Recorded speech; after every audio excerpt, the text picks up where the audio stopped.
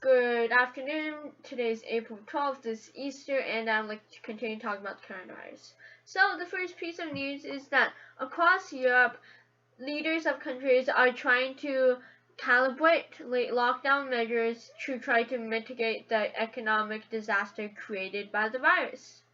So, in Denmark, schools and daycare centers will reopen on Wednesday with new instructions to prevent children from playing in large groups. In Russia, officials on Sunday reported 2,186 new confirmed cases, the largest daily increase since the start of the outbreak. But the mayor of Moscow said that the city would introduce digital permits that will be required to travel by car, motorcycle, taxi, and public transit. In Germany, gatherings of more than 2 people are banned, and around the country, hundreds of officers fanned out across parks and riverbanks to ensure the rules were observed. Chancellor Angela Merkel will meet on Wednesday with state governors to discuss whether restrictions can be eased. Spain, the only European country hit harder than Italy by the pandemic, was preparing to allow factories and construction sites to recall workers after the Easter holiday, even as the population remains under lockdown. So maybe we'll see if everywhere would be so across Europe. These leaders will be beginning to ease restriction measures because they're already seeing the economic disaster created, and well, they won't want to further damage the economy if cases are easing up and infections and deaths are slowly to decrease day by day. So the second piece of news I'd like to talk about is that policymakers should be thinking about a coronavirus as an 18-month problem. So Neil Kashkari, a Federal Reserve president who helped lead the response to the 2008 financial crisis as a Treasury Department official, have said that this is a long road hard that we have ahead of us, and he's saying that the waves of flare-ups could make this last for 18 months for the economy, and officials should prepare for that by considering how to reopen the economy piecemeal. So, if it ends up shorter than 18 months, that's great. But we should always prepare for the worst case scenario. So basically what is happening here is that he's saying that the economy will only recover in 18 months, which is an extremely long time, and we obviously need to prepare for the worst, but 18 months is the worst that it'll ever get, which is a really, really long time. So we can only hope here in this case that right now the economy can hold up, but I doubt it will.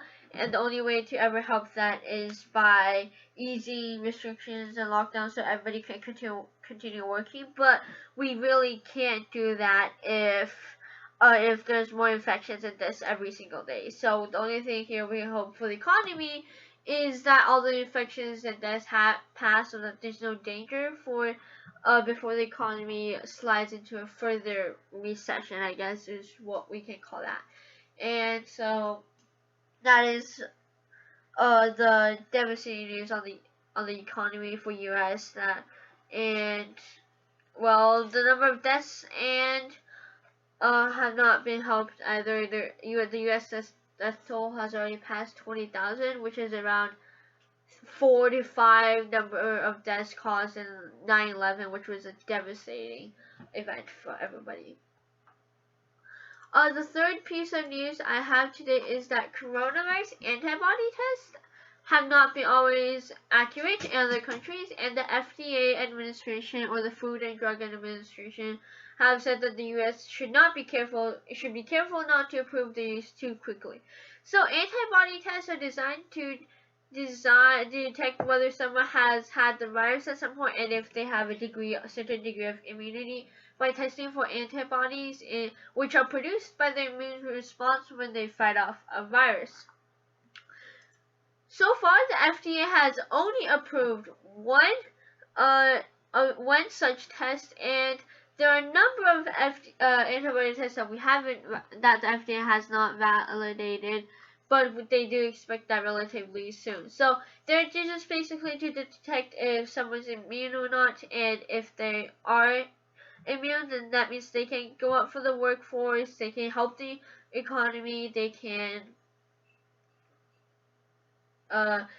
basically just venture out safely without worrying about infecting others or being infected because they've already been infected. So there's been a number of failure of these tests in Europe and in the UK, where the antibody test said that someone is immune because they have the antibody when they actually didn't, and there's cases of the opposite, or somebody said, oh, you're not immune because you don't have antibodies, when there actually is antibodies, and such failures could prove fatal if someone was to venture out thinking that they're immune, and when they aren't, and they get sick of the virus and they die, and that's just a really fatal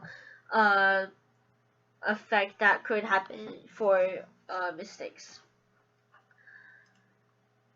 And so the last piece of news is really quick. So which is happening, it's really sad that 140 million Dutch tulips have been crushed by the virus.